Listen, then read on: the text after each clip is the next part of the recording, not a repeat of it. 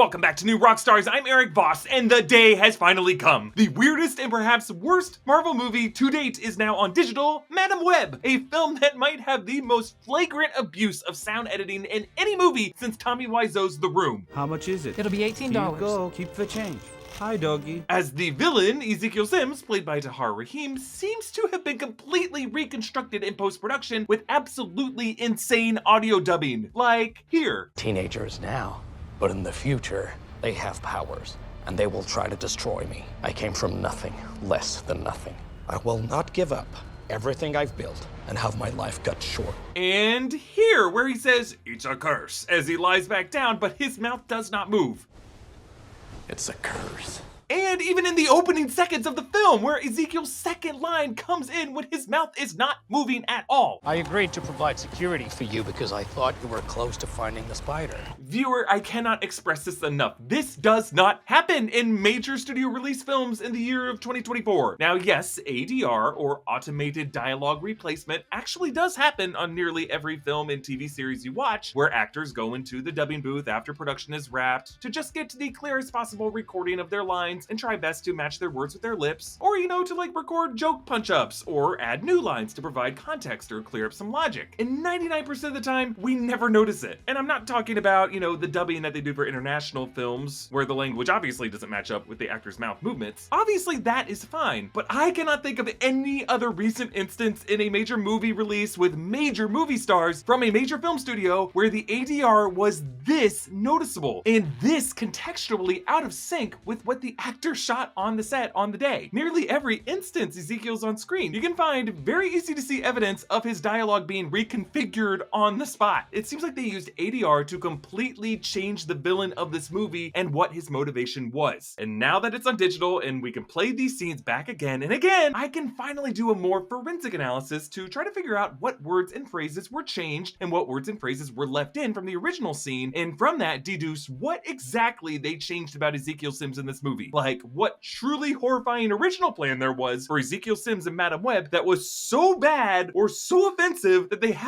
just had to go with this nuclear option. Okay, one thing I want to say at the top of this is that I think a lot of people might be reacting to Ezekiel Sims' voice and really just conflating things with what actor Tahar Rahim really just sounds like. Like in interviews, he has this really interesting voice, which you can hear in this interview with the upcoming. When I first read the script, I was blown away by the fact that it was different than the others. Sometimes you fantasize in seeing things or feeling things or dreaming of some stuff that might happen and all. And the fact that it's a psychological thriller, that there's a lot of suspense and still a lot of actions and heroes. Yeah, so you can tell that Rahim just has some interesting takes on vowel sounds that come off totally natural when he's talking, and you can see this come through in plenty of lines throughout Madame Web that don't seem weird at all. But we have to say that there is just something about the ADR process that just filters his unique voice patterns in a way that sounds noticeably artificial. And I'm not calling the actor's performance artificial, but just the process itself is by definition artificial. They are manipulating footage and audio in a specific way that aims to be subtle and sneak in audio replacement past the viewer without us noticing, and I think that artificial process just works better for some actors than others. I do not blame Tahar Rahim for any of this. He is clearly a talented actor, and I just think that the studio's decision to edit his scenes this way just did him dirty. It's clear from watching the Ezekiel Sims scenes in Madame Web that the actor's backstory and motivations were changed from what they were in the shooting script. Ezekiel Sims in the comics is a delightfully absurd eccentric who explains to Peter Parker the importance of spider totems, and that spider bites don't happen on accident, that when these powerful spiders bite people, this really comes from a mystical source in the natural world, which is why so many of Spider-Man's villains are animal themed, like the Lizard, Rhino, Dr. Octopus, Scorpion. Ezekiel Sims later teams up with Peter Parker to fight Morlun, a multiversal vampire who preys upon spider people. Now, one thing I've talked about in some of my videos about what Sony's plan might be when it comes to their Spider-Man characters, and specifically these recent Spider-Man adjacent anti-hero movies, is the fact that these characters are deriving their powers from the natural world, like Morbius from bats, Kraven from a lion attack it looks like, Madame Web from spiders in the Amazon, Eddie Brock, an alien Clintar race. Even if you remember back to the 2012 and 2014 Amazing Spider-Man films with Andrew Garfield, in which Sony produced those movies without any of Marvel Studios' input, it seemed like they were identifying Peter Parker's Spider-Man powers as something rooted in the natural world, like within the animal kingdom. Now, I am going to call this whole narrative strategy eco-spiderism. spiderism. I know it sounds like I'm just making it up. I kind of am, but it is evidenced in real-world film industry forces. Say what you will about Sony as a company, but I think they feel that in international film markets, movies might have a chance at global distribution if they ground their supernatural phenomena within the natural world as opposed to in like religious mythology or magic. This would be because film markets in places like China or Saudi Arabia might have some aversions to characters, especially villains, coming from a particular cultural tradition or a fantastical exaggeration thereof, whereas if you say the fantastical elements of a movie come from the natural world, well, no one could get offended by that. It's just nature. By the way, I think that's also why Sony might be leaning into making the Ghostbusters more science-y than they were back in the 80s when like Spengler's tech was clearly goofy and silly, and stance would imply that the ghost came from the Bible and the Book of Revelation. I haven't seen Ghostbusters Frozen Empire yet, and I'll admit I am still working on this theory, but I just think it explains why there is so much bad environmental science exposition in Sony's Marvel movies. Like, they seem terrified to say it's just magic. And I believe that the original version of Ezekiel Sims in this movie was Sony's attempt to try to explain this whole eco-spiderism concept, as I call it, but that after they shot that, his character came off as too much of an apex predator type, which felt particularly problematic when he was hunting these underage girls. So let's take a look at the opening scene. Ezekiel's first line comes in right when he goes out of focus, so you can't really see what shape his mouth takes. Do you think we're close? I agreed to provide security For you, because I thought you were close to finding the spider. And yes, for the second line, as we pointed out, he is behind Constance and a bit out of focus behind the spider web, and his lips do not move at all. So the line, I agree to provide security for you because you were close to finding the spider, was completely added in ADR. They needed to invent or clarify this as being Ezekiel and Constance's relationship. But when you watch the rest of the scene, it seems like Ezekiel and Constance are actually both true believer researchers. That spider can give superhuman strength and power like Las Arañas.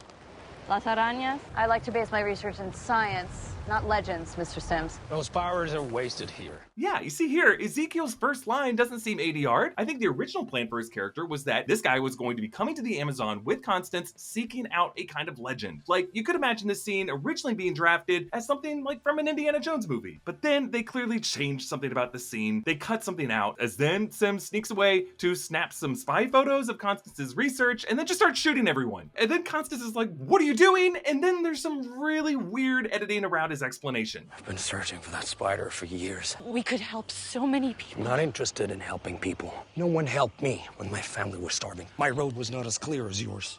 We didn't have the same choices. We didn't have the same choices comes right when Ezekiel is off camera. It's an over-the-shoulder shot, and it's kind of spoken as a mutter. It's like a completely different emotional delivery compared to how Tahar Rahim was snapping at her when he was on camera. It seems like they added this part of the line to reinforce Ezekiel Sims as a character obsessed with choices and with destiny. Before, he might have just been like a past family man who needed to hunt to provide food for his family. This whole idea of starvation seemed to be the object where the actor was focusing on when he gave that line. One of the fun things about having kids in your life is doing stuff with them, and if you need ideas for what to do, try KiwiCo. KiwiCo makes awesome crates that are perfect afternoon projects to do with the kids in your life. Each month, KiwiCo delivers a crate to your door with fun, hands-on projects that are designed by experts and tested by kids, promoting creativity and innovation through STEAM, science, technology, engineering, art, and math activities. Every KiwiCo crate comes with everything you need for a complete project, and there are 9 different lines to choose from, so there's something for every interest and age, including babies. This month, we got to build a pair of fully functional stereo headphones, and they sound incredible. But our all-time favorite is the pinball machine that we built. Whenever we get a KiwiCo crate delivered to our office, it leads to a completely unproductive but super fun afternoon as we put this stuff together and show it off. It's such a great excuse to step away from our screens and hang out for a bit. KiwiCo offers a variety of individual crates at the KiwiCo store in case you're not ready to subscribe or you just need a single crate. To get started with KiwiCo today, head to kiwico.com/rockstars and use code ROCKSTARS for 50% off your first month of a KiwiCo subscription. Okay, so later on when we see Ezekiel in the film, there is a bizarrely over-the-top sequence shot in an opera house where he arrives late to an opera and then meets this woman we find out is an NSA agent. He says nothing to her during this moment that I guess is supposed to be flirty because he picks up her program to hand to her but then like teases her about it. And then he takes her back to this luxury penthouse with this lush terrarium in the middle of it for his red Aranya tribe spider. And that night, after they hooked up, he has this nightmare vision where he fights and is killed by the 3 spider women of this movie. Of all of the scenes in Madame Web Web, we have to acknowledge that this is the most comic accurate. Like, Ezekiel Sims looks almost exactly like he does in the comics, and Julia, Anya, and Maddie's suits and gear all have pretty high production value. This just strikes me as a scene that was clearly storyboarded and concept designed to be this way by the Marvel Comics consultants who are on this team. But we still don't quite know the exact context of this fight. Where's my spider? They took my spider. Yeah, notice those lines are clearly voiceover. They're like in his head. Why would they take his spider? Is it from this spider that all three of these women got their powers? Where would they have gotten their gear? Why would there need to be 3 spider women? Ezekiel wakes up and tells the NSA woman that he had a dream where he would be killed. The same 3 faces. Every night. The same vision. It's a curse. Every night, that same vision, it's a curse. Our line spoken off camera added in ADR. So I think instead of an eco-driven zealot, they changed it to make Sims just a hired gun who got greedy and now suffers this mystical curse. There's more awkward ADR here. You have no idea of the torment and torture of dying over and over again. I can't escape it. So I'm not gonna sit back and let it happen. I will find them and kill them first. Yeah, did you catch the shift there in the middle of the take? The first part of the line about torment and torture as Ezekiel repositions his body was ADR. The second half, I can't escape it. I'm not going to sit back and let it happen. I will find them and kill them first. That was clearly recorded there on the set. So they added the haunted madman elements and then combined that to something else about being hunted versus hunting. See what I'm getting at here? And since Ezekiel is talking to an NSA agent trying to get facial recognition technology, and this film was set in 2003, we have to wonder if like a calamity Ezekiel was telling her about in the original version of the scene might have been some 9/11 sized terrorist attack, like whatever the next big one would be. But the sloppiest ADR of this movie comes in the scene that introduces Dashiell Mamet as Amaria, Ezekiel's hacker and research assistant. The scene begins with Amaria marveling at the NSA tracking technology. She calls it intoxicating. In the wrong hands, people can be tracked wherever they go. It's gonna change everything. As long as it has the ability to find those women now, before they get their powers. Yeah, it definitely sounds like it was added. A scene about tracking people in creepy ways, a new added line about Ezekiel fearing for his life. Then the movie makes another stop at Crazy Town by showing this insane NSA technology at work, using images that were based on Ezekiel's verbal descriptions of his dreams to produce 3 masked women and then somehow unmask them and de-age them. Okay, and then Amaria says this. They're younger than I thought. I didn't know we'd be targeting teenagers. They're teenagers now, but in the future, they have powers, and they will try to destroy me. I came from nothing, less than nothing. I will not give up everything I've built and have my life cut short.